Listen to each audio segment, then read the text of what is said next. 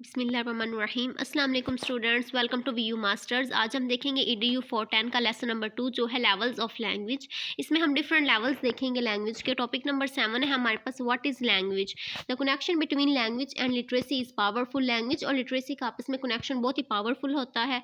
यहाँ पे हम देखेंगे कि जो लैंग्वेज और लिटरेसी है वो दो तरीके से हमारे अंदर डिवेल्प होती है। एक नेचुरली तौर पर जो कि हम अपने रोज़मर्रा के एक्सपीरियंसेस से सीखते हैं, और दूसरा जो हमें सिखाई जाती है हमारे पेरेंट्स की तरफ से, हमारे टीचर्स की तरफ से, जो हमारे अंदर खुद डाल दी जाती है। तो इस बात का क्या मतलब हुआ था कि लैंग्वेज और लिटरेसी दो तरह से होती है। एक जो नेचुरली हम सीखते हैं, दूसरी जो हमें सिखाई जाती है। Language and literacy are connected from infancy onward के मीन लैंग्वेज और लिटरेसी बचपन से ही हमारे साथ साथ चल रही होती है। Speaking, listening, reading, writing develop on country rather than sequentially. कि जो स्पीकिंग, लिसनिंग, रीडिंग, राइटिंग है ये सीक्वेंस में नहीं हमारे हम सीखते कि पहले हमने रीडिंग सीखी, फिर हमने स्पीकिंग सीखी, फिर हमने राइटिंग सीखी। नहीं, ये हम बिल्कुल साथ-साथ सीखते हैं, टुगेदर इकट्ठे ही सीखते हैं। क हम बोलना, सीखना, समझना, ये सब कुछ हम साथ-साथ सीख रहे होते हैं। तो लैंग्वेज एक ऐसा सिस्टम है कम्युनिकेशन का कि जिसमें हम साउंड्स और सिंबल्स के ज़रिए अपनी फीलिंग्स, थॉट्स, आइडियाज़ और एक्सपीरियंसेस को शेयर करते हैं। लैंग्वेज कम्युनिकेशन का बहुत इंपॉर्टेंट रोल प्ले करती है। कम्युनिकेशन के लिए बहुत लैंग्वेज है तो हम कम्युनिकेशन करेंगे, और इसका जो असल मकसद है लैंग्वेज का वो यही है कि कम्युनिकेशन करना है, कि हम कम्युनिकेशन करके किस तरह खुद बात समझते हैं और दूसरों को समझाते हैं।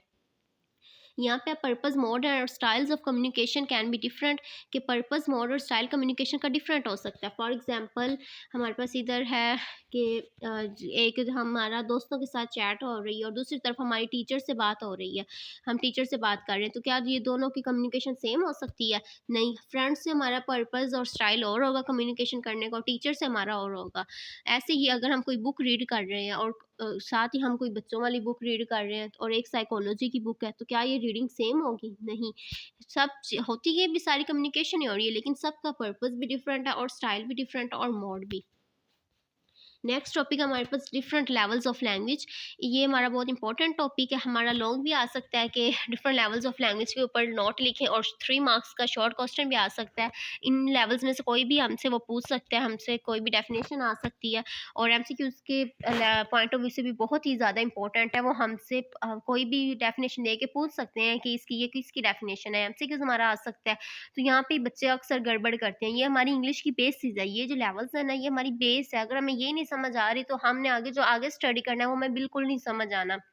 तो इसलिए अच्छा कि आप अभी इसको ध्यान से समझ लें, कॉन्सेप्ट ले लें कि इसका आखिर आखिर मतलब क्या है। तो मैं आप यहाँ पे इस लेसन में हमने इन लेवल्स को ही पढ़ना है। तो ये हमारे पास 5 लेवल्स हैं। यहाँ पे जस्ट मैं इनका आप लोगों को इंट्रो दूंगी, नीचे 1 बाय 1 हम डिटेल से विद एग्जांपल के साथ इनको पढ़ेंगे।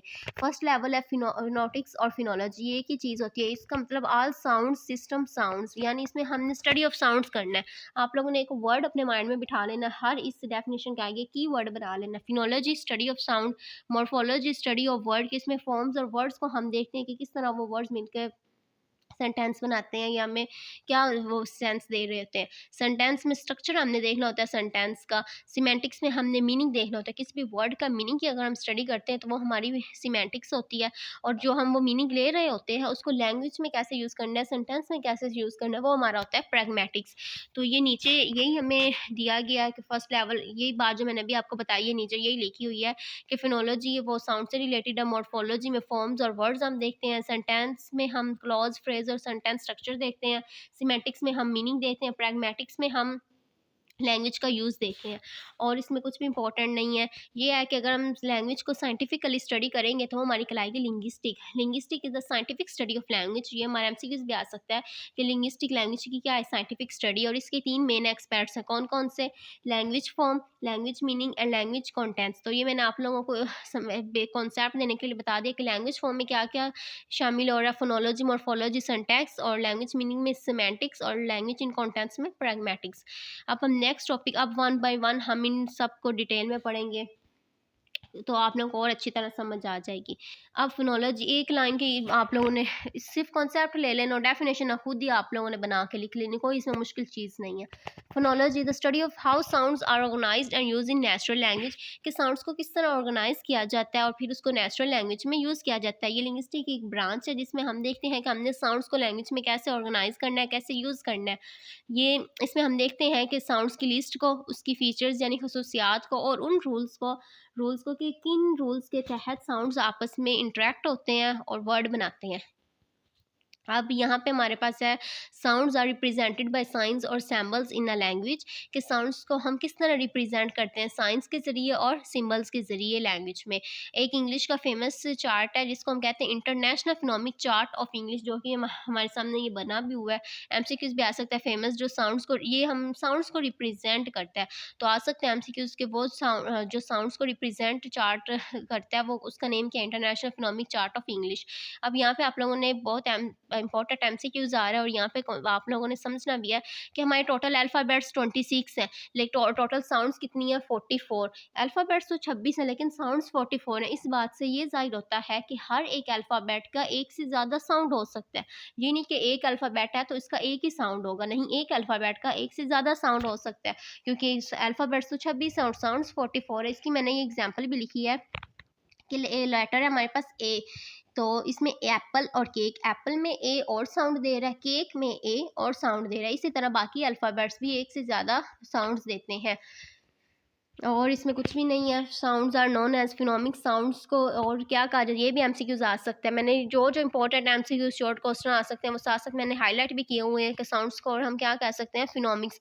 और फिनोलॉजी में हम क्या स्टडी करते हैं कि स्टडी ऑफ साउंड्स करते हैं और कम्बिनेशन ऑफ साउंड्स के किस तरह साउंड्स कंबाइन होते हैं, इनकी स्टडी को हम क्या कहते हैं, फोनोलॉजी। अब मुझे आई होप सो आप लोगों को फिनोलॉजी तो बहुत अच्छे से समझ आ गई होगी। Simple sounds, phonology sound.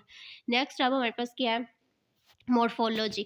अब मॉर्फोलॉजी क्या होता है, morphology is a sub discipline of linguistic in which form and structure of words in a language are studied in easier words one can say that sounds combine to form and this is morphology. Morphology में कह रहे हैं कि एक सब discipline होता है linguistic का जिसमें हमने फॉर्म और स्ट्रक्चर्स देखनी होती है किसकी, वर्ड की। आसान अल्फाज में ये मैं आपको बता दूं, पहले हमने पढ़ा है ना साउंड्स के बारे में हमने पढ़ा है फिनोलॉजी में। अब उन साउंड्स को अगर हम कंबाइन कर दें वो बन जाएंगे वर्ड्स और उनको कहते हैं मॉर्फोलॉजी। अब दोनों कॉन्सेप्ट दोबारा मैं रिवाइज करवा दूं, पहले हमने पढ़ी है, क्या पढ़ी है, फिनोलॉजी। इसमें क्या है, साउंड्स पढ़ने के किस तरह साउंड्स आ रहे हैं, ऑर्गेनाइज हो रहे हैं लैंग्वेज में। दूसरा आ गया मॉर्फोलॉजी, इसमें क्या हमने देखा है कि साउंड्स को अगर हम कंबाइन करें वो बन जाएंगे वर्ड्स और उन वर्ड्स को कहते हैं मॉर्फोलॉजी। इसमें पता नहीं क्या मुश्किल है और ये हमारी बेस है, यही बच्चे अक्सर इसमें कंफ्यूज हो जाते हैं और एमसीक्यूज इतने इसमें आते हैं, शॉर्ट आते हैं और वो फिर सब गलत हो जाते हैं। अच्छा, अब मॉर्फोलॉजी में ये देखा जाता है कि हम किस तरह साउंड्स को आपस में इकट्ठा कर रहे हैं और उससे हम आगे वर्ड्स बना रहे हैं। मॉर्फोलॉजी दो वर्ड से मिलकर बना है, एक है मॉर्फ और दूसरा है लॉजी। फॉर्म का मतलब है मीन और मॉर्फ का मतलब है फॉर्म और मोलॉजी का मतलब है स्टडी। तो वो क्या होगा, स्टडी ऑफ फॉर्म। अब हम इसकी एक एग्जांपल भी देख लेते हैं बायोलॉजी में कि अगर हम फिश की मॉर्फोलॉजी पढ़ रहे हैं तो उसमें हम ये देखेंगे कि जो गिल्स हैं वो कैसे रेस्पिरेटरी में काम कर रही हैं, तो ये क्या हो जाएगी, फिश की मॉर्फोलॉजी। अब और ये देखा कह रहे हैं कि जो प्रीफिक्स और सुफिक्स हैं वो मीनिंग चेंज कर देते हैं मॉर्फोलॉजी का, वो कैसे। अब एक वर्ड है हैप्पी, उसके साथ मैं लगा दूँ प्रीफिक्स अन, वो वर्ड क्या बन जाएगा, अनहैप्पी। हैप्पी का मतलब है खुश और अनहैप्पी ना खुश, तो क्या हो मतलब आ गया हमारे पास कि जो प्रीफिक्स और सुफिक्स है वो अगर वर्ड के साथ लग जाए तो वो उसका वर्ड का मीनिंग ही चेंज कर देते हैं। अब ये है हमारे पास word in a language consist of one element, अगर जो वर्ड्स एक एलिमेंट पे कंसिस्ट कर रहे हैं तो वो कहलाएगा मॉर्फीन। मॉर्फोलॉजी ज़्यादा वर्ड्स को, और अगर हम एक वर्ड की बात कर रहे हैं तो वो कहलाएगा मॉर्फीन। कि अगर एक लाइक वर्ड है अनहैप्पी, हमारे फॉर एग्जांपल वर्ड है अन, एक मॉर्फिन होगा और हैप्पी एक मॉर्फिन होगा और इन दोनों मॉर्फिन को जब हम मिलाएंगे अनहैप्पी तो ये बन जाएगा मॉर्फोलॉजी। तो मॉर्फिन्स को अगर हम आपस में कंबाइन करते हैं कि वो एक यूनिट आ गया, smallest unit of morphology is morphine. यहाँ पे एक और एमसीक्यूज है कि नंबर ऑफ मॉर्फिन्स जो है साउंड्स वो आपस में कंबाइन होकर क्या बना रहे हैं, वर्ड, और उसको कहते हैं मॉर्फिन। वही बात के साउंड्स आपस में कंबाइन होकर वर्ड बनाएंगे और उसको मॉर्फोलॉजी और सिंगल को मॉर्फिन। आई होप कि आप लोगों को इसी अच्छी तरह समझ आ गया होगा मॉर्फोलॉजी और फिनोलॉजी। अब नेक्स्ट हमारे पास आ गया सिंटैक्स। सिंटैक्स में हमने क्या देखना है, the sequence in which words are put together to form sentence. ऐसा सीक्वेंस जिसमें हम वर्ड्स को इकट्ठा जोड़ते हैं और वो हमारे पास क्या बनता है, सेंटेंस। इंग्लिश में हमारे पास जैसे एक सीक्वेंस है, सब्जेक्ट वर्ब ऑब्जेक्ट। अगर हम इस सीक्वेंस को ख़राब कर दें, वर्ड पहले ले आए, ऑब्जेक्ट बाद में काट दें, सब्जेक्ट आगे पीछे हम इनको काट दें, तो क्या हमें सेंटेंस की समझ आएगी? बिल्कुल भी नहीं। तो जब जैसे वर्ड है आई एम अ गर्ल, मैं कर दूँ गर्ल आई एम, क्या हमें समझ आएगी? हम अगर सेंटेंस का सीक्वेंस ही आगे पीछे काट देंगे तो ना हम इंफॉर्मेशन खुद समझ पाएंगे, ना हम दूसरों को समझा पाएंगे। तो इसलिए कि इस इंफॉर्मेशन को समझने के लिए किसी भी सेंटेंस में सीक्वेंस बहुत ही ज़रूरी होता है। तो किसी भी सेंटेंस में सेंटेंस बहुत इंपॉर्टेंट रोल प्ले करता है। अब सेंटेंस जो है वो एक ग्रीक वर्ड है, ये भी एमसीक्यूज आ सकता है कि सेंटेंस कौन सा वर्ड है, ग्रीक वर्ड है और इसका मीनिंग है ऑर्डर, तरतीब देना। If words are not put together in certain order in sentence they will just be morpheme. वो कह रहे हैं कि अगर हम सेंटेंस ही गलत रखेंगे तो वो फिर सेंटेंस नहीं कहलाएगा, वो सिर्फ और सिर्फ मॉर्फीम कहला रह जाएंगे। मॉर्फीम तो वो होता है ना कि एक वर्ड है, तो वो सिर्फ मॉर्फीन रह जाएंगे, वो ना एक प्रॉपर सेंटेंस होगा और ना ही वो फिर हमें एक मीनिंगफुल मैसेज कन्वे कर रहा होगा। तो किसी भी सेंटेंस को समझने के लिए एक प्रॉपर ऑर्डर होना चाहिए, सीक्वेंस ऑफ वर्ड्स होना चाहिए जो कि बहुत ही ज़रूरी होते हैं, और इस ऑर्डर इस सीक्वेंस को कहते हैं सेंटेंस।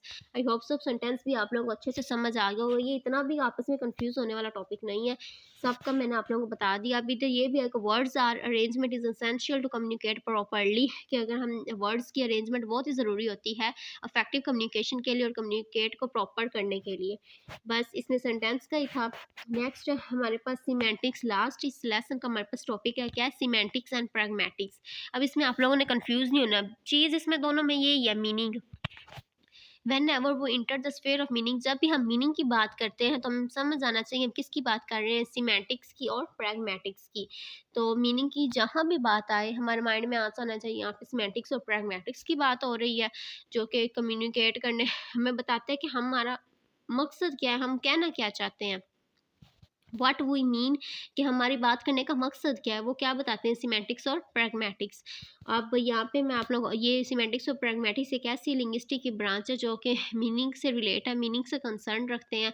ये मैं बताते हैं वर्ड फ्रेज और टैक्स का आपस में क्या मीनिंग है, इसमें हमें रिलेशन बताते हैं वर्ड के साथ। तो यहाँ पे इनके अलग अलग डेफिनेशन भी दी हुई है सीमेंटिक्स और प्रैग्मेटिक्स, इन दोनों में डिफरेंस भी आ सकता है 3 मार्क्स के शॉर्ट में, और किसी की डेफिनेशन दे कि हमसे एमसीक्यूज भी पूछा जा सकता है। तो सीमेंटिक्स में हम हमेशा डिक्शनरी मीनिंग उसका देखते हैं, और प्रैग्मेटिक्स में हम, ये मैंने एक्स्ट्रा आप लोगों के लिए इसमें इंफॉर्मेशन लिखी कि आप लोगों को और मैं अच्छे से समझा सकूं। सीमेंटिक्स में हम उसका डिक्शनरी मीनिंग देखते हैं और प्रैग्मेटिक्स में हम सिचुएशन बेस्ड मीनिंग देखते हैं। ये भी आप लोगों को एग्जाम्पल के साथ और अच्छे से समझ आएगी। सीमेंटिक्स में हम किसी भी वर्ड का मीनिंग हमने देखना होता है, फॉर एग्जाम्पल, और एक वर्ड के एक से ज़्यादा मीनिंग भी होते हैं। जैसे एक वर्ड है बैंक, एक बैंक होता है पैसों वाला जहाँ पे हम अपने पैसे वगैरह रखते हैं, और दूसरा बैंक होता है जो दरिया का किनारा होता है, दरिया के किनारे को भी हम बैंक कहते हैं। वर्ड के स्पेलिंग्स देखे जाए तो दोनों में बैंक है और प्रोनाउंसिएशन भी दोनों की सेम है, लेकिन इन दोनों का मीनिंग में ज़मीन आसमान का फ़र्क है। तो ये सिमेंटिक्स हमें बताती है कि एक वर्ड्स के मल्टीपल मीनिंग हो सकते हैं। अब प्रैग्मेटिक्स वो हमें सिचुएशन बेस के हमें उसका लिटरल मीनिंग नहीं लेगी, वो हमें बताएगी कि आपस में जो स्पीकर और जो लिसनर को देखकर मीनिंग समझ आता है ना, वो प्रैग्मेटिक्स होता है, कि सिचुएशन, स्पीकर और लिसनर इनको देख के जो भी हमें मीनिंग समझ आए वो क्या होगा, प्रैग्मेटिक्स। कि वो सिचुएशन बेस हमने उसका मीनिंग लेना है। हमने बैंक के जैसा पैसों वाला है तो हमने बैंक में, एक और इधर मैंने एग्जांपल लिखी है सीमेंटिक्स। अब एक वर्ड है, सेंटेंस हमारे पास, इट्स कोल्ड हेयर। सीमेंटिक्स में सिर्फ ये बताएगी कि ये ठंड के बारे में बता रहा है, इट्स कोल्ड हेयर के ठंड है, सर्दी है। लेकिन प्रैग्मेटिक्स हमें क्या बताएगा, हो सकता है कि स्पीकर का मतलब हो खिड़की बंद कर दो, हीटर ऑन कर दो। बात सेंटेंस तो ये था ना, इट्स कोल्ड हेयर कि सर्दी है, ये इसका क्या ले रहा है, डिक्शनरी मीनिंग कोल्ड का क्या होता है, सर्दी। तो ये बता रहा है कि ठंड है, सर्दी है। लेकिन प्रैग्मेटिक्स के देख के अब हम वहाँ पे मौजूद तो नहीं है ना, ये इसकी सिचुएशन कुछ भी हो सकती है। हो सकता है वो कह रहा है सर्दी आ रही है, गर्मी आ रही है, सॉरी दरवाज़ा बंद कर दो, खिड़की बंद कर दो, हीटर ऑन कर दो, कि यहाँ पे सर्दी है। तो ये ही कॉन्टेंट्स में मीनिंग चेंज कर दिया, कि इस कॉन्टेंट्स ने मीनिंग ही चेंज कर दिया। तो सिमेंटिक्स में हमने बस ये माइंड में आप लोगों ने रखना है कि सिमेंटिक्स में हम डिक्शनरी मीनिंग देखते हैं और प्रैग्मेटिक्स में हम सिचुएशन बेस्ड मीनिंग देखते हैं।